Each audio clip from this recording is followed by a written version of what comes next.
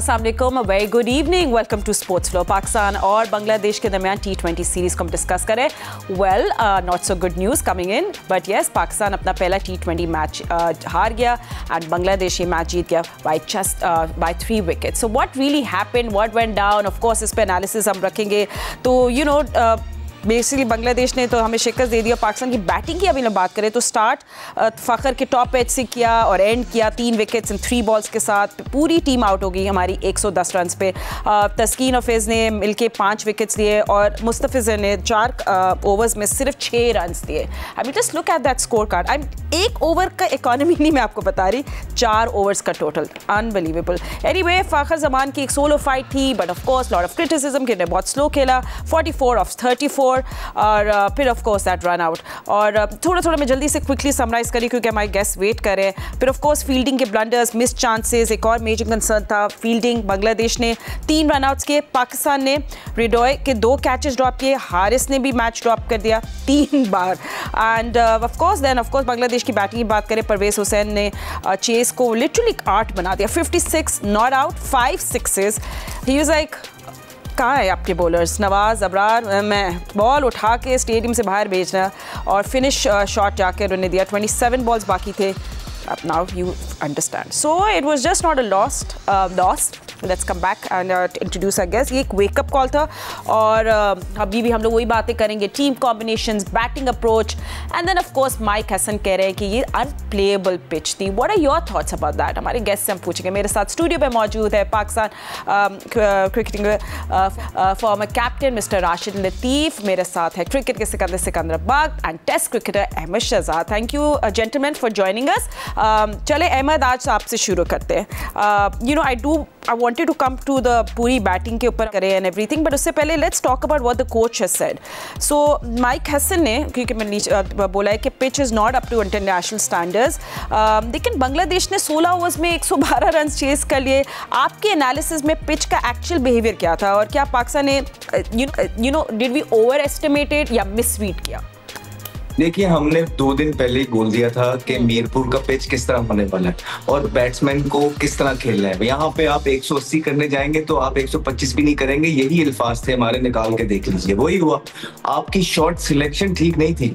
आपके ये आप रोल डिफाइन करते हैं कि यार आपके 2 प्लेयर्स हैं, ये अग्रेसर खेलेंगे, उसके बाद जब नीचे वाले अगर 2-3 आउट हो गए हैं तो सलमान अली आगा किस तरह खेलेंगे। मुझे सबसे ज्यादा दुख हुआ है सलमान अली आगा की, जो जितने भी उन्होंने खेला, आउट होने पे दुख नहीं हुआ, लेकिन जिस तरह वो खेल रहे थे उनको पता होना चाहिए था कि ये कितने स्कोरों वाला पिच है और यहाँ पे उनको एंकर करनी थी इनिंग, जहाँ पे उन्होंने पहले तो वो बीट होते रहे, उसके बाद स्कूप करके वो आउट हुए। फिर हसन नवाज जब आए, मुस्तफिजर का बॉल जो है वो निकल रहा था, जिप हो रहा था, बीट हो रहे थे। बीट जब बंदा हो रहा है तो बजाय के वहां पे 3 आउट हुए, सिंगले करें या थोड़ा सा टाइम लें, उन्होंने भी एक अटैकिंग शॉट मारा और वो चलते बने। फिर उसके बाद 2 रन आउट जो हुए, वो क्राइम है इन सारी चीजों पे। तो बिल्कुल कोई ऐसे मसले वाली बात नहीं है। मैच जीत होती है, जीत भी होती है, हार भी होती है। यंग टीम है, टीम ऑलरेडी दूसरों ने 9वें नंबर पे लाके खड़ी कर दी है, लेकिन शॉट सिलेक्शन पे बात होनी चाहिए थी। माइक हसन की जो आप बात कर रहे हैं, उन्होंने जो बाद में आके प्रेस कॉन्फ्रेंस पे बोला है कि शॉट सिलेक्शन ठीक नहीं थी, तो मैच से पहले क्यों नहीं बोला कि यहाँ पे जब हम बैठ के आपको बोल रहे हैं कि मीरपुर में ऐसा खेलना है, ऐसा नहीं खेलेंगे तो ऐसा हो जाएगा, और वही हुआ जो हमने कहा था। तो ये चीजें पहले क्यों नहीं डिस्कस की? हसन नवाज ने ये शॉट क्यों मारा? सलमान अली अगर 2 आउट होने के बाद इस तरह क्यों खेलते रहे? तो ये चीजें अगर आप प्रोएक्टिव रहते हैं तो आप मैच हारते नहीं है। और याद रखिए, इस यंग टीम के साथ आपका जीतना इसलिए जरूरी है बिकॉज बहुत कैंपेनें चल रही होंगी इनको गिराने के लिए, जो कि बहुत बड़ी ज्यादती है। ये बच्चे अभी पीछे जीते भी हैं, इनको टाइम चाहिए। और हमेशा बात हम करते हैं कि आपकी बेंच स्ट्रेंथ जो है वो होनी चाहिए। अब आपकी देखिए बेंच स्ट्रेंथ भी बैटिंग के अंदर है, साहिब ज्यादा फरहान बाहर बैठे हुए हैं। हाँ जी, एक चीज में आप में कमी आ रही है, कोई बात नहीं है, बैटिंग है, अच्छी है, सिर्फ आपको प्लान करना है कि किस तरह मीरपुर में खेलना है।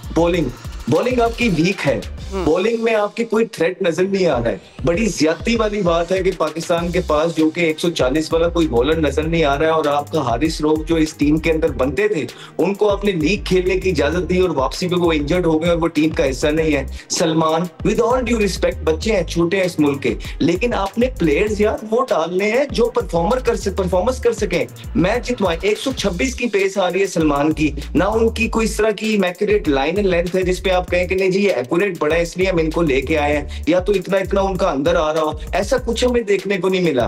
तो यहाँ पे इससे बेहतर ये नहीं था कि खुरम शहजाद आ जाए, जो मेरे ख्याल से सिलेक्शन कमेटी ने उनको एक टैग दे दिया, वो टेस्ट के बॉलर हैं, वो खुद कोई क्रिकेट खेले नहीं हुए हैं जो उनको टैग दे रहे हैं, ये गलत चीजें हैं। इस तरह की पिच पे अगर खुरम शहजाद खेल रहा होता या मीर हमजा खेल रहा होता, उन्होंने पाकिस्तान के काम आना था। और फिर स्पिनर, आप अगर बांग्लादेश से अपने स्पिनर्स को मिलाएंगे तो आपको क्वालिटी में साफ जो है डिफरेंस नजर आएगा।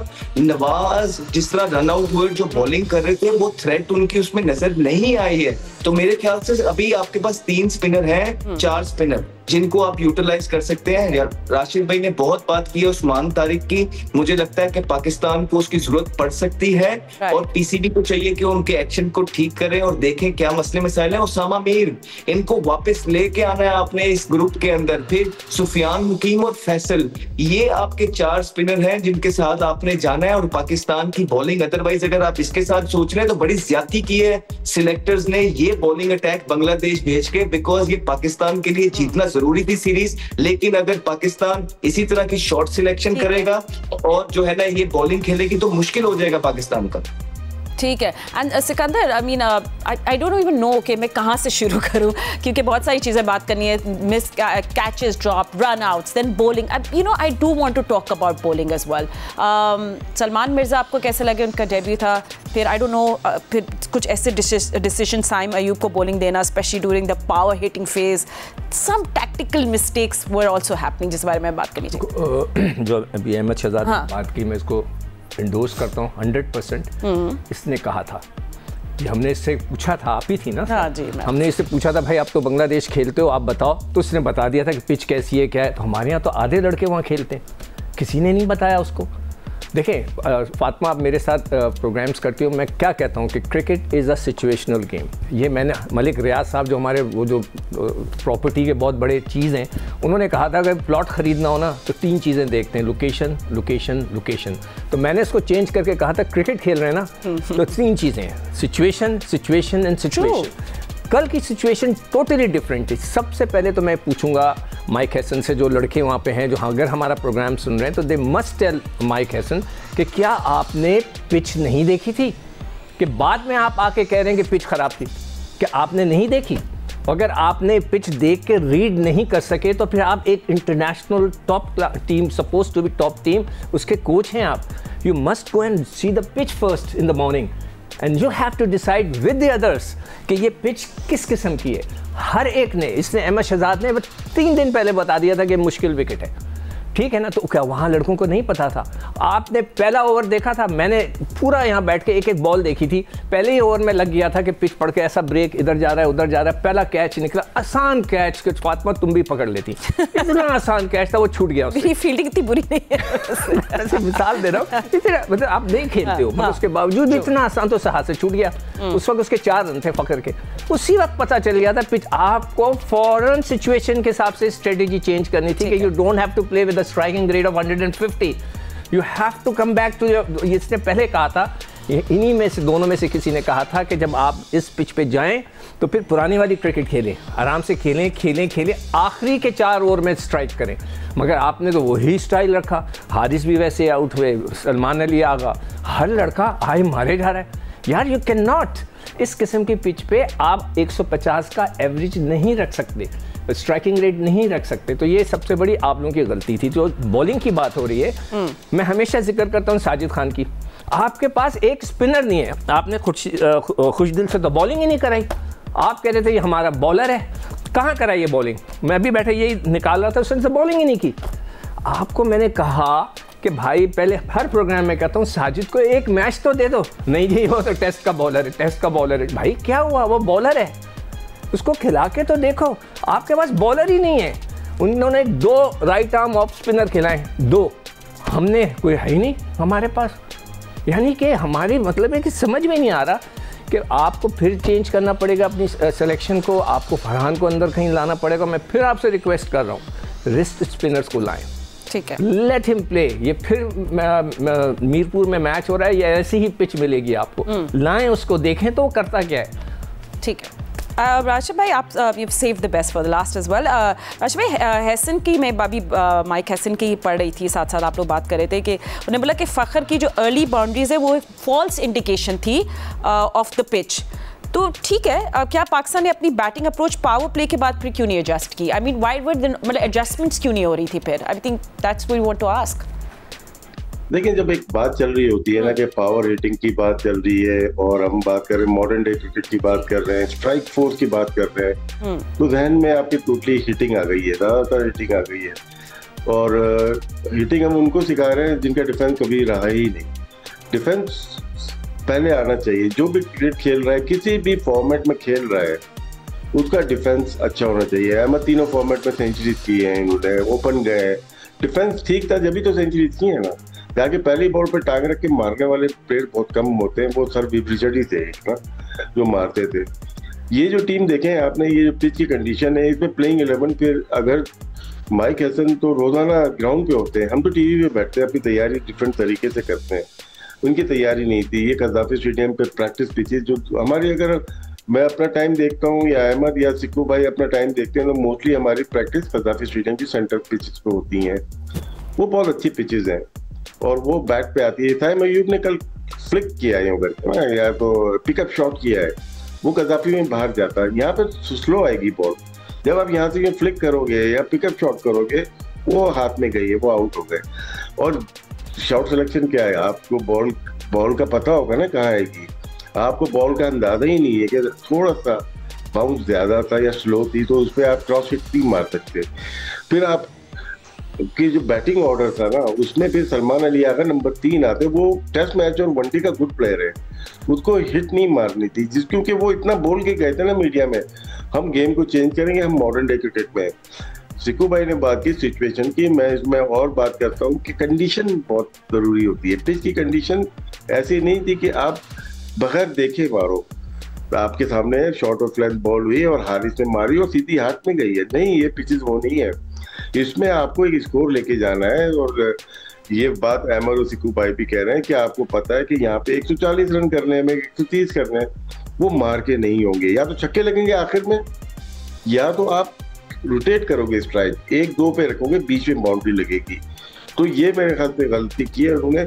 बॉलिंग तो हमारी देखे स्टॉक बॉलिंग है, यहाँ पे विकेट टेकिंग बॉलर्स चाहिए। यहाँ पे आपको ओवर में 2-2 विकेटें भी मिलेंगी अगर आपके पास हारिस हो, शाहीन हो या नसीम हो, विकेट टेकिंग बॉलर चाहिए। ये स्टॉक बॉलर है सारे, एक अबरार के अलावा सारे स्टॉक बॉलर है ना, स्पिनर हो या पेसर हो। ये 20 ओवर में रन बचाने वाले बॉलर हैं, तो रन बचाने वाले बॉलर आपको दूसरी इनिंग में मैच नहीं जितवा सकते।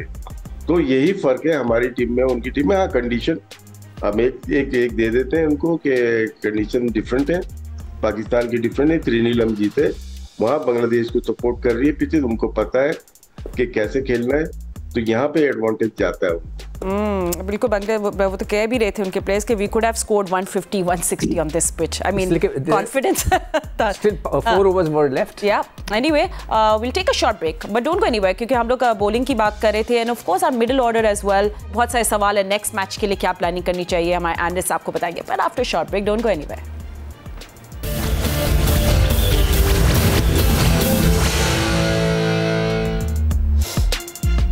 Welcome back after the break.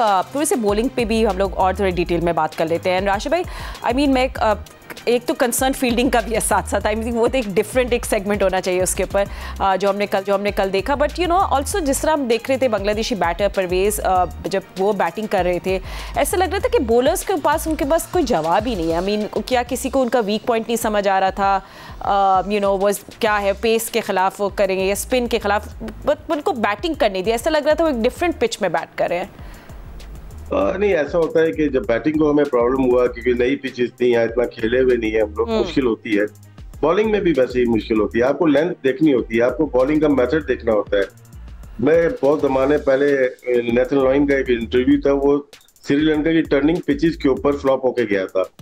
तो उससे पूछा कि टर्निंग पिचेस पे आपको क्या हो गया, बोलता है हमारा ऑस्ट्रेलिया का मेथड डिफरेंट है बॉलिंग करने का, हम लोग की रिलीज डिफरेंट है, यहाँ पे मार के करनी पड़ती है, एक तरह थ्रो करके मार के करनी पड़ती है, तो वहाँ ज्यादा चांसेस तो ब्रेक होने का। तो ये सीखने का अमल है। क्या इनको पता है कि हर पिचेस पे डिफरेंट मेथड होता है, फास्ट बॉलिंग हो या स्पिन हो, आपकी लेंथ वेरी कर जाती है, लेंथ कौन सी होनी है।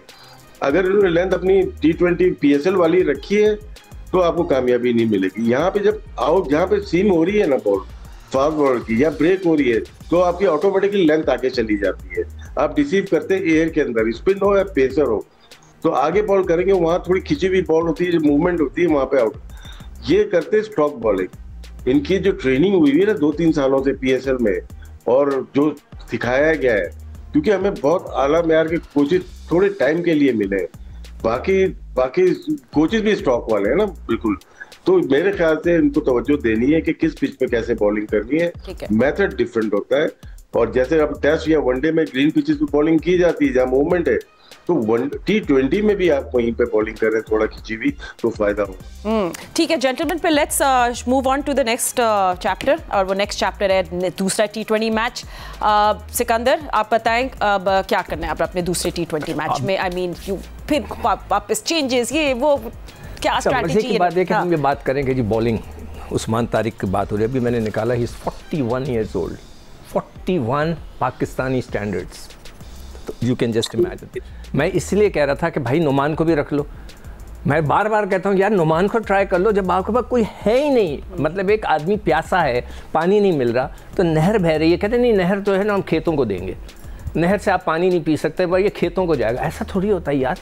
अगर कोई प्यासा है, इसको सख्त ज़रूरत है, मतलब हम उस्मान तारिक की बात करें जो कि 41 है, जो टीम में भी नहीं है, दूर दूर नहीं है, घर में बैठा है, और जो टीम के साथ गया हुआ है सुफियान, उसको खिलाओ ना भाई, मैं बार बार इसीलिए कह रहा हूँ। और फिर आपने रखा हुआ था कि जी खुशदिल जो है वो आपका बॉलर होगा, उससे एक ओवर नहीं कराया आपने बॉलिंग का जो मेरे ख्याल से डिस्ट्रीब्यूशन भी सही नहीं था। फ़हीम अशरफ को खामखी 3 ओवर कराया आपने, आप सबको 2-2 ओवर कराते, साइम अयूब को आपने जो है चलो करा लिए 2 ओवर, तो आपको बॉलिंग का भी डिस्ट्रीब्यूशन जो है ना प्रॉपरली करना पड़ेगा, आपको बॉलर्स लाने पड़ेंगे। अब देखें वो भी एक और लड़का भी था जो PSL में आया था, कोई अफरीदी लड़का था जिस पे शायद मैच फिक्सिंग का भी इल्ज़ाम लगाया था, वो भी कोई 38 ईयर्स ओल्ड का है। तो जितने भी हमारे पास इस किस्म के बॉलर्स आ रहे हैं, आसिफ अफरीदी, वो भी 38-39 का है, मतलब पाकिस्तानी 38। मैं हर एक को ये कहता हूँ इसलिए कि मैं तो एक्सपीरियंस कर चुका हूँ सबको, तो हमारे पास बॉलर्स हैं ही नहीं। इसीलिए मैं कह रहा था भाई साजिद को रख लो, नुमान को रख लो, तो मेरा मजाक बन गया। हर आदमी मुझसे कहा भाई तुम टेस्ट क्रिकेटर की बात करो, टेस्ट क्रिकेटर नहीं, यू डोंट हैव एनीवन। जब मजबूरी होती है तो आप ले जाओ इन विकटों के पर, वो करा के तो देखते, they have the experience, they are test cricketers, मगर किसी ने कोई सुनने को तैयार ही नहीं होता। हम यहाँ कह के थक जाते हैं, कह के थक जाते हैं, कोई कुछ नहीं सुनता। अच्छा, तो फिर दूसरे T20 पर अब क्या करना है? मेरे हिसाब से देखिए पिच है ना, आपको पता चल गया पिच क्या है। ठीक है, एक तो आप अपना बैटिंग स्टाइल चेंज कर दें कि जी ओपनर हैं वो 160 की स्ट्राइकिंग रेट से खेलेंगे, मिडल ऑर्डर जो है 180 की स्ट्राइकिंग रेट से खेलेगा, लोअर मिडल ऑर्डर जो है 200 की स्ट्राइकिंग रेट से खेलेगा। भाई अगर नहीं हो रहे तो नहीं होगा ना, आप बिल्ड करें। जैसे अहमद ने बोला था कि वहाँ की पिचेस ऐसी हैं कि जिस समय थोड़ी सी पुरानी क्रिकेट खेलनी पड़ेगी, थोड़ा सा अपने आप को स्टडी करो, बनाओ विकेट इन हैंड। उनके पास क्या था, विकेट्स इन हैंड थे, 5 ओवर पहले उन्होंने मैच खत्म कर दिया। आखिरी के अंदर जैसे पहले दिन भी डिस्कस हुआ, फ्लैट आउट चले जाओ, then you have the chance to score थोड़ा सा 160 तो बहुत है, वहाँ से 150 नहीं हुआ आज तक, तो आपको पास मौका है। तो you have to change your strategy. Okay, जो लोग सुन रहे हैं वो प्लीज़ माइक हसन साहब को बता दें, आई एम श्योर आप लोग देखते होंगे प्रोग्राम, कि भाई please change your strategy, go and look at the pitch कि पिच कैसी है, अगर ख़राब है तो फिर अकॉर्डिंगली खेलें। ठीक है, ये ना कहें कि बाद में आके पिच का स्टैंडर्ड अच्छा नहीं था, that's mean you are not a good coach. आपको जाकर पिच को रीड करना है।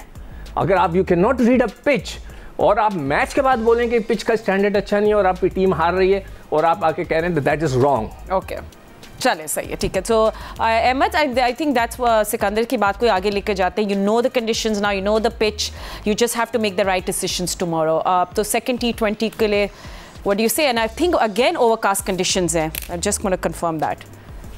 जी बिल्कुल, टॉस है, टॉस भी वाइटल हो रहा है बांग्लादेश के अंदर। उसके बाद काम करना है कि रोल डिफाइन करने हैं कि किस प्लेयर ने किस तरह खेलना है। हमने पहले भी बताया था, अभी फिर बता देते हैं कि विकेट्स इन हैंड रखें। फिर विकेट्स इन हैंड होती हैं तो फिर होता ही है कि फॉर एग्जांपल कोई लेफ्ट आर्म स्पिनर आया है और आपका लेफ्टी खेल रहा है, 13वां 14वां ओवर है, 12वां ओवर है, तो उसको फिर 20 कर दें, उसको कर दे 40 पे। आप pick and choose your bowler जिसको आपने अटैक करना है। नंबर 1 ये है। नंबर 2 ये है, बॉलिंग के अंदर देखें, I am a big fan of पूरा बैट्समैन पूरा बॉलर। मुझे ये आधा तीतर आधा बटेर वाली क्रिकेट समझ नहीं आती है। जिस तरह अभी आपने बात की है कि इतने सारे बॉलर्स हैं, किसी को बॉलिंग मिली किसी को नहीं मिली, आप क्या करना क्या चाह रहे हैं? आप प्रॉपर बॉलर को खिलाएं, प्रॉपर बैट्समैन को खिलाएं और उनके साथ आप अंदर जाइए। एट द सेम टाइम ये है कि calling, running between the wicket, आपके नॉट फॉरगेट के 111 जो आपने किया है उसके अंदर आपका नवाज भी जो है रन आउट हुआ है और फखर जमान जो अकेला प्लेयर था जो अच्छा खेलते हुए नजर आ रहा था, इम्प्रोवाइज कर रहा था, वो भी जो है। तो फिटनेस और कॉलिंग जो है ये बहुत ज्यादा इंपॉर्टेंट है, रनिंग बिटवीन द विकेट। फिर एट द सेम टाइम आपकी जो एग्जीक्यूशन है, आपके कुछ बॉलर कल बॉलिंग कर रहे थे तो उन्होंने 2 बॉल बीट किए, आगे से यूं बाउंस हो गया तीसरा बॉल, और ऐसी सिचुएशन होती है बैट्समैन डरा होता है कि यार अब अगला बॉल क्या होगा, मैंने किस तरह खेलना है। उसने आके स्लो बॉल कर दिया और पैरों में अपने स्लो बॉल मारे, उसने चौका मार दिया। तो ये नहीं, गेम अवेयरनेस बहुत कि भाई इस टाइम बैट्समैन क्या सोच रहा है, विकेट में क्या हो रहा है, मैंने यहाँ बॉलिंग करनी। राशिद भाई ने बड़े अच्छे तरीके से एलैबोरेट किया है कि किस तरह जब टर्न हो रहा होता है आपकी लेंथ क्या होती है और जब बाउंस हो रहा होता है, सीम हो रहा होता है, आपकी लेंथ क्या है, आपने अपनी लेंथ पे काम करना है। और हार जीत डजंट रियली मैटर।